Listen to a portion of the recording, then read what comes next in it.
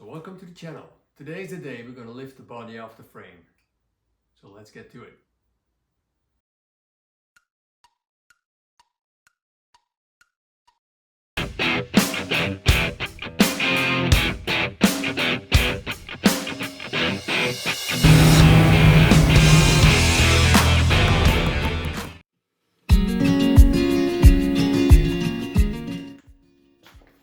So welcome again. We're going to lift the body off the frame today.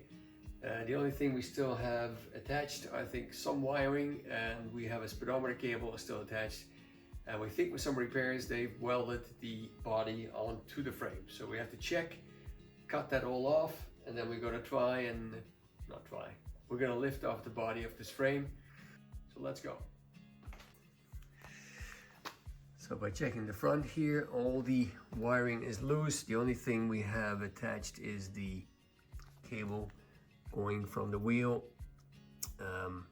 through the fender, and then coming up here. And this is the speedometer cable. I took the speedometer cable off of the speedometer already. That nut is too big to go through the hole in the inner fender, so we'll have to detach it from the wheel. We'll do that right now. So checking here, all the wiring is off. I mean, all the brake lines can all stay because that's all attached to the frame. We'll check it later. The bolts, the two bolts up front here are taken off. Here we have a spot where they have welded patch panels from the body to the frame that we'll have to cut, and that's all outside. Inside we have some rod there, and I've cut it open so we can look inside. All the bolts are spinning because of the nuts, which is supposed to be here. Everything is rusted away. So this is actual, I thought this was a pipe with electrical wiring. It's actually the rubber seal between the body and the frame which keeps it separated. And this rubber seal is totally visible because all the metal from the body which was here is just gone. It's just gone into rust. That goes on for the right hand side, and therefore the rubber seal is totally visible here. I opened this as well, and then going towards the back, there is nothing which we need to loosen here, and we have the back of the car. How to detach these, that's the next step.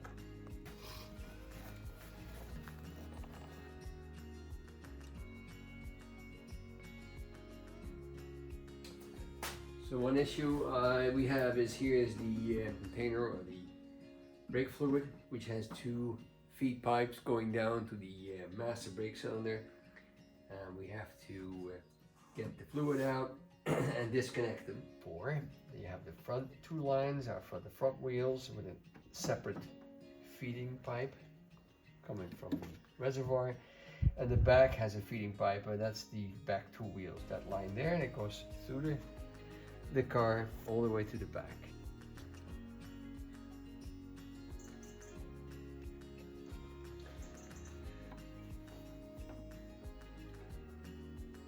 We zoomed in on.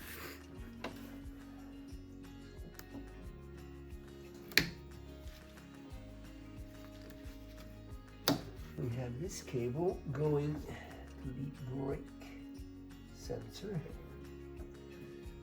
and then it's going, where is it going? Here. From here, there it is. So here we have a connection here. That's good. So now we can feed it out.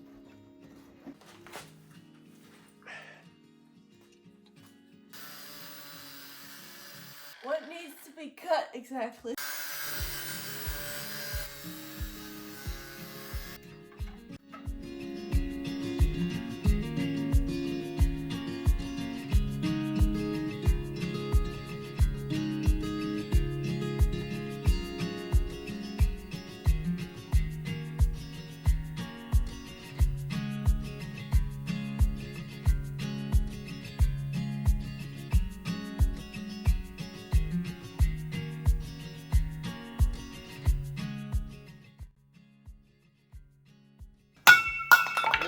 See here is a, yeah, probably to focus what this is. And this is a little tab.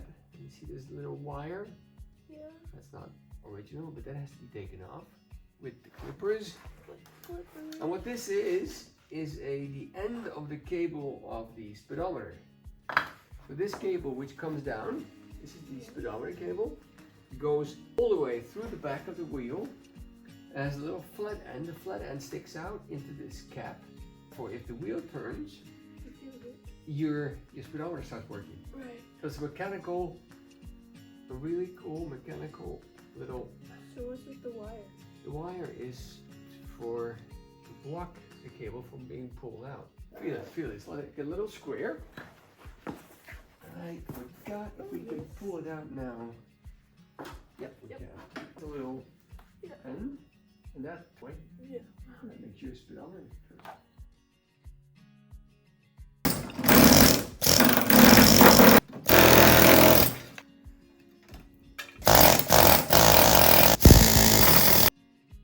The one, this is up, right? Let me get these in. This one.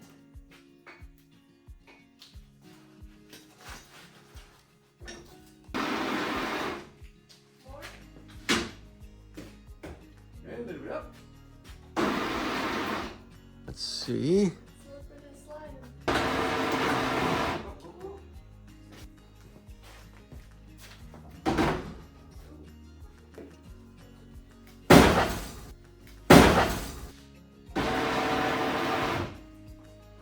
Yeah.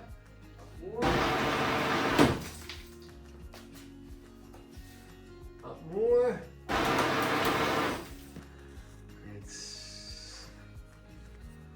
It's all free. It is all free. Okay, go up more. If we have anything else that is stuck,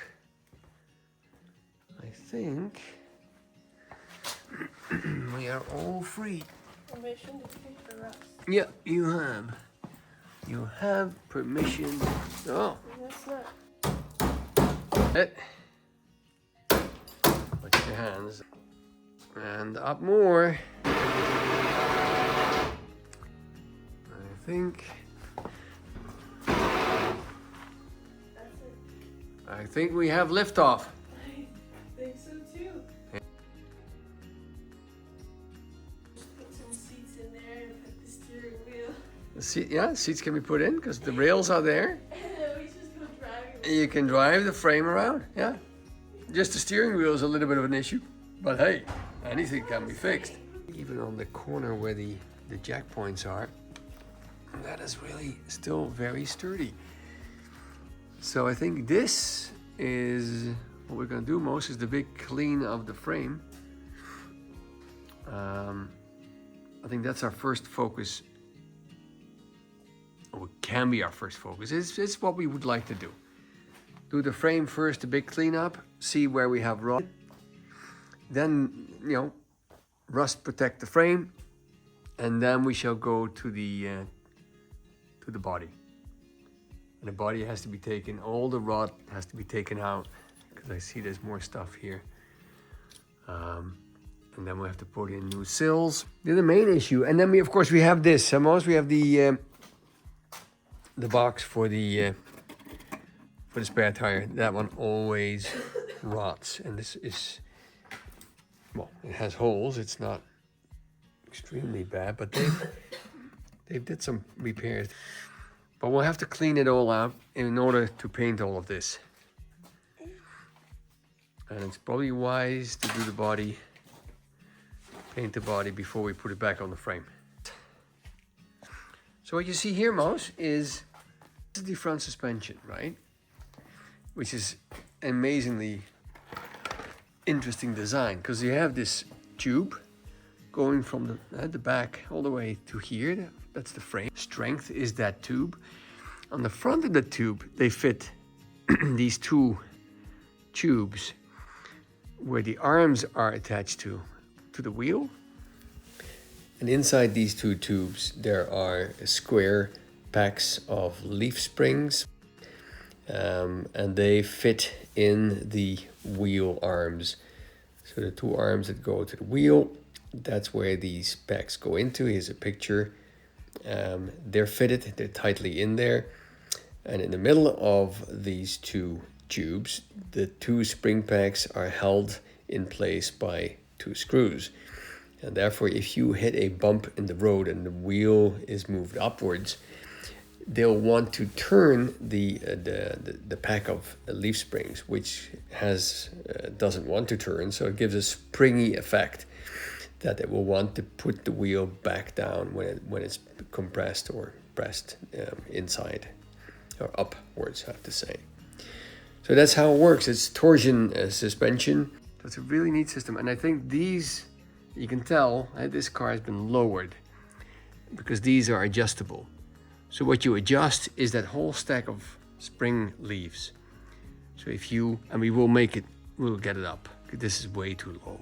But here we can adjust it, and we can adjust the ride height, and therefore also the comfortable ride of the car.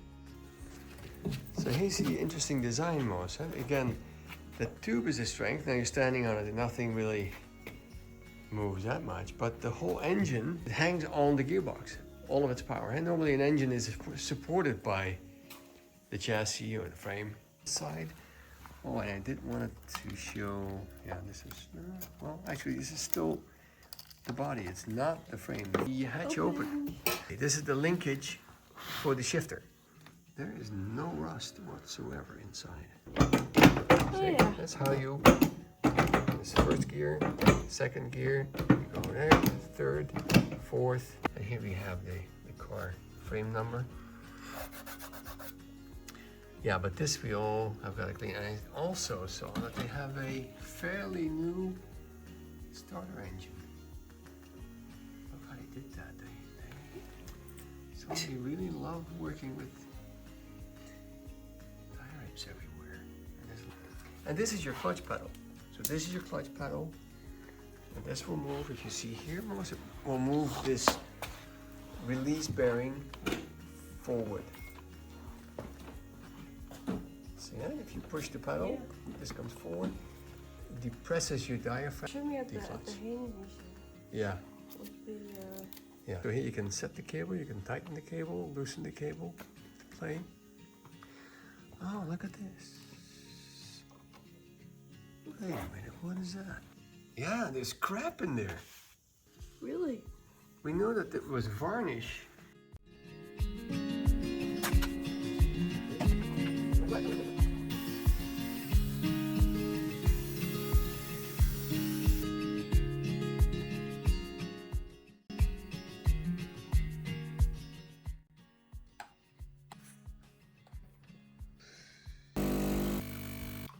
So thanks for watching. Like and subscribe. Let me know what you liked, didn't like. Remarks, they're always helpful. My daughter and I will continue with the car. We're still contemplating which parts we should get. We're making a list of all the parts that we have to weld to make this car back to new again. We're probably going to start on the frame first, and then we're going to continue on the body. But we'll get some parts, and we'll start welding. There's a lot to do. Okay, until next time, thank you, take care, bye-bye.